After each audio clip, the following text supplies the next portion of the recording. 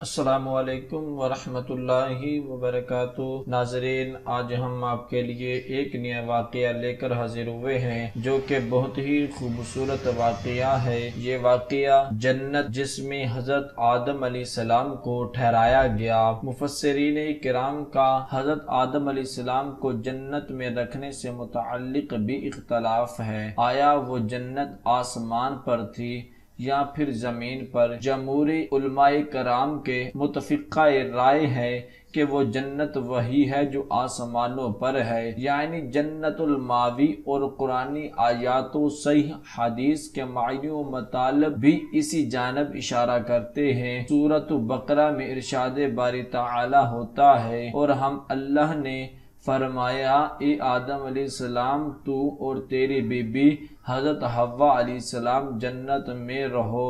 یہاں لفظ الجنت مذکور ہے اور اس میں الف لام عمومی معنی میں نہیں اور نہ ہی لفظی معنی میں ہے، بلکہ یہ عہد ذہنی پر دلیل ہے جس سے مراد جنت الماوی ہے۔ اسی طرح حضرت موسیٰ علیہ السلام نے حضرت آدم علیہ السلام سے آسمان پر اپنے مکالمہ میں کہا کہ آپ علیہ السلام نے ہمیں اور خود کو جنت سے کیوں نکالا؟ صحیح مسلم میں حضرت حذیفہ اور حضرت ابو ہریرہ رضی اللہ تعالی عنہ سے مروی ہے کہ حضور نبی کریم صلی اللہ تعالی علیہ وسلم نے فرمایا، اللہ عز و جل لوگوں کو بروز محشر جمع کرے گا اور پھر جنت کو مومنوں کے نزدیک کر دیا جائے گا۔ تمام مومن حضرت آدم علیہ السلام کے پاس حاضر ہو کر کہیں گے کہ ہمارے لیے جنت کھول دیجئے۔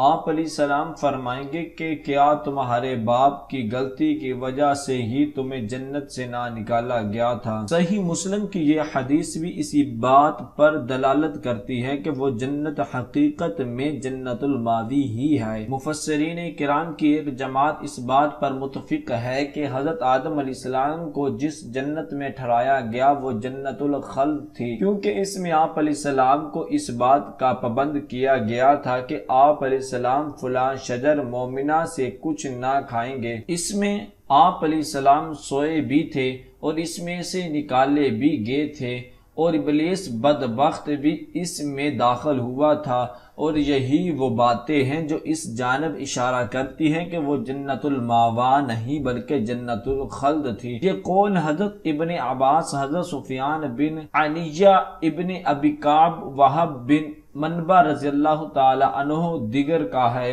اور یہی قول تورات میں بھی منقول ہے۔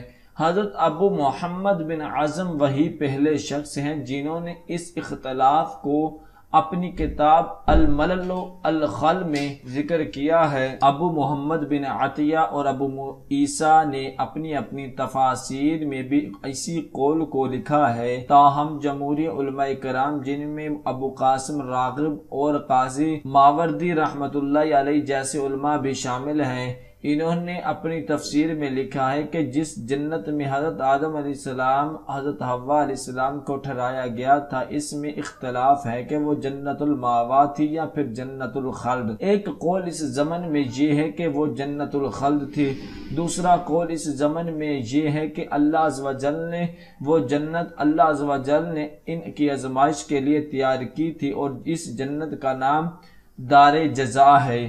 اب اس جنت کے مقام کا تعین کہ آیا وہ زمین پر تھی یا آسمان پر، اس بارے میں بھی دو رائے ہیں۔ حضرت امام حسن بصری رضی اللہ تعالیٰ عنہ کا قول ہے کہ وہ جنت آسمانوں پر تھی، اس لیے ان دونوں کو اس شجر ممنوع کھانے کے بعد وہاں سے اترنے کا حکم دیا گیا۔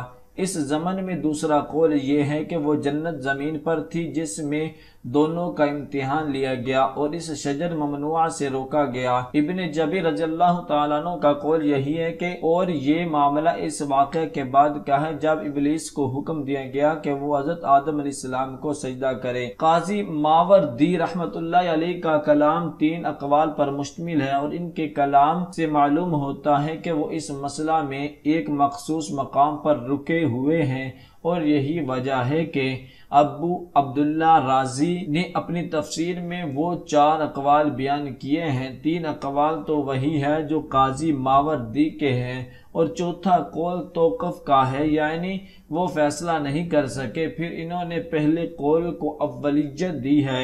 ابو علی جبائی کا قول ہے کہ وہ جنت ہے تو آسمان میں، لیکن جنت الماوا نہیں ہے۔ جن مفسرین کرام کا قول ہے کہ وہ جنت زمین پر تھی، ان کا نقطہ نظر اپنا ہے، مگر اللہ عز و جل نے ایسے وقت میں ابلیس کو اپنی بارگاہ سے نکالا جب وہ سجدہ کا انکاری ہوا، اور پھر اسے جنت سے نکلنے اور نیچے اترنے کا حکم دیا گیا۔ یہ ایک ایسا معاملہ ہے جو شرعی احکامات میں سے نہیں ہے کہ اس کی مخالفت کی جائے، بلکہ یہ تو ایک تقدیری معاملہ تھا جس کی نہ تو مخالفت کی جا سکتی ہے اور نہ ہی اس سے روکا جا سکتا ہے۔ یہی وجہ ہے کہ ارشاد باری تعالی ہوتا ہے، نکل تو ذلیل ہونے والوں میں سے ہے، تو یہاں سے اتر جا، تجھے نہیں پہنچتا کہ یہاں رہے اور غرور کرے۔ تو جنت سے نکل جا کے جس کے معنی جنت یا آسمان کے ہیں یا اس کے مرتبہ کی طرف لوٹ رہی ہے۔ تینوں صورتوں میں یہ حکم اس بات کا متقاضی ہے کہ وہاں اس کے ٹھہرنے کی قطعی کوئی گنجائش نہ تھی، اور کہا اس میں چلنا یا اس میں گزر جانا ہے۔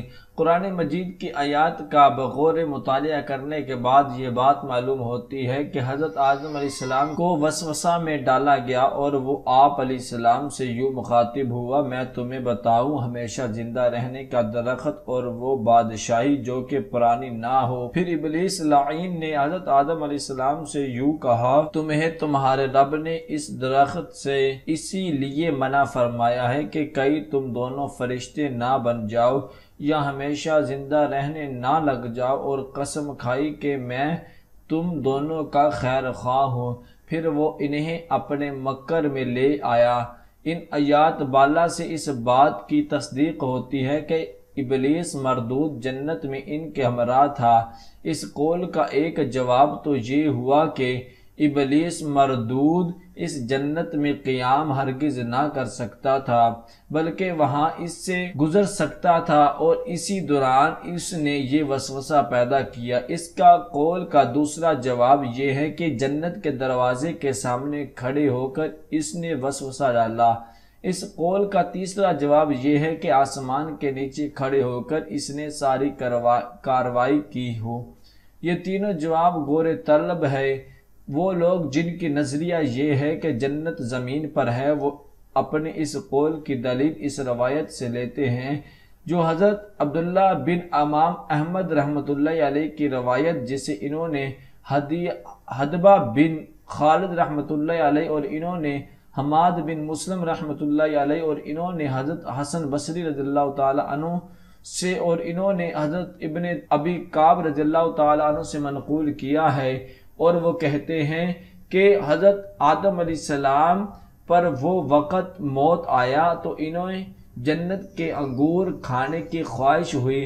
آپ علیہ السلام کے بیٹے انگوروں کی تلاش میں نکلے، جنہیں فرشتے ملے اور کہنے لگے، اے آدم علیہ السلام کے بیٹوں، کیا ارادہ لیے پھرتے ہو؟ انہوں نے کہا، ہمارے والد کو جنت کے انگور کی خواہش ہے ہوئی۔ جس پر فرشتوں نے کہا کہ واپس چلے جاؤ، تم ان کے لیے بہت کوشش کر لی ہے۔ وہ حضرت آدم علیہ السلام کے پاس پہنچے تو فرشتوں نے ان کی روح قبض کر لی، انہیں غسل دیا، خوشبو لگا دی اور کفن پہنایا۔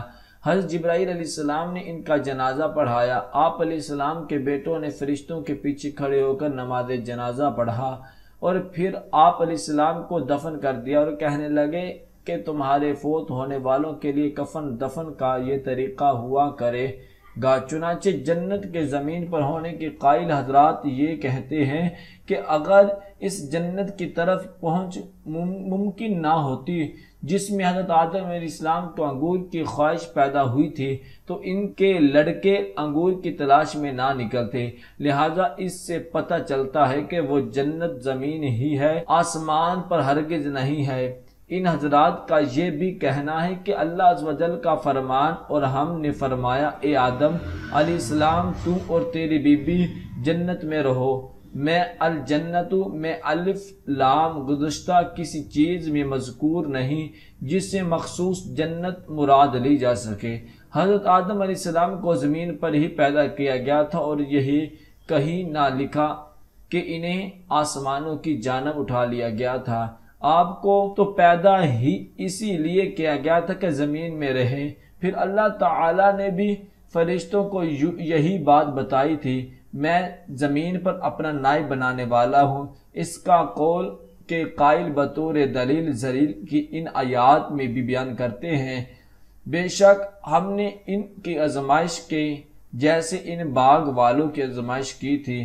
یہاں پر الجنہ پر الف لام عموم کے لیے نہیں اور نہ ہی اس کا کوئی لفظی معنی ہے، بلکہ کلام کے سیاق سے پتہ چلتا ہے کہ معود ذہنی کے لیے ہی، اور وہ بھی زمین کا باغ ہے، اور وہاں بھی مراد زمینی باغ ہی ہوگا۔ پھر وہ لوگ یہ دلیل بھی بیان کرتے ہیں کہ آسمان سے نیچے اتارے جانے کا ذکر اس بات کی دلیل نہیں ہے کہ حضرت آدم علیہ السلام آسمان سے اترے تھے، بلکہ یہ تو اسی طرح ہے جیسے اللہ عز و جل نے فرمایا اے نوح علیہ السلام کشتی سے بحفاظت اتر جا، ہماری جانب سے تجھ پر اور تیرے ساتھیوں پر سلام اور برکتیں نازل ہو۔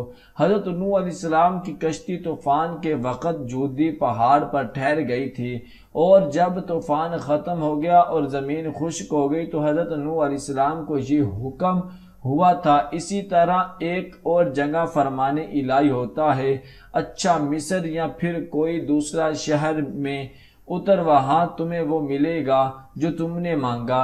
نیز ارشاد باری تعالی ہوتا ہے، اور کچھ پتھر تو وہ ہے جو اللہ عز و جل کے خوف سے گر پڑے۔ ایسا حدیث کی کتابوں میں بہت مقامات پر آیا ہے۔ ان کی دلیل یہ بھی ہے کہ جنت کو زمین میں ماننے سے کوئی رکاوٹ نہیں، بلکہ واقعی وہ جنت جس میں حضرت آدم علیہ السلام کو اللہ عز و جل نے بسایا تھا، جو زمین کے باقی ٹکڑوں سے بلند تھی، اس میں درخت تھے، پھل موجود تھے، سایہ دکھائی دیتا تھا، نعمتیں تھی، تر و تازگی تھی، اور اسے دیکھ کر دل باغ ہو جاتا تھا۔ جیسا کہ اللہ عز و جل نے فرمایا ہے، بے شک تمہارے لیے جنت میں ہے کہ نہ تم بھوکے ہو اور نہ ننگے، یعنی باطنی طور پر تمہیں بھوک کی ذلت نہیں اٹھانا ہوگی، اور نہ ہی ظاہری طور پر ننگا ہونا ہوگا، اور نہ ہی تمہیں پیاس لگے گی نہ دھوپ ہوگی، یعنی تمہارے باطن کو پیاس کی شدت محسوس نہ ہوگی اور نہ ہی ظاہری جسم کو دھوپ لگے گی۔ ان آیات میں اللہ عز و جل نے بھوک اور ننگا ہونے کو کٹھا بیان کیا اور پھر پیاس اور دھوپ کو ملا کر بیان کیا، کیونکہ ان دونوں چیزوں کا آپس میں مقابلہ ہے۔ اور پھر جب آپ علیہ السلام سے درخت کا پھل کھانے کا واقعہ سرزد ہوا جس سے آپ علیہ السلام کو روک دیا گیا تھا، تو آپ علیہ السلام کو زمین پر اتارا گیا، جہاں بدبختی، مشقت، تھکاوٹ، بدباطنی، مسلسل کوشش، محرومی اور آزمائشوں پر آزمائشیں تھیں۔ پھر اس پر رہنے والوں میں مذہبی اختلاف، اخلاقی اختلاف، عملی اختلاف، ارادوں، باتوں اور کاموں میں اختلاف تھا، جیسے اللہ عز و جل نے فرمایا، اور تمہیں ہی ایک مخصوص وقت تک زمین میں ٹھہرنا اور استعمال کرنا ہے۔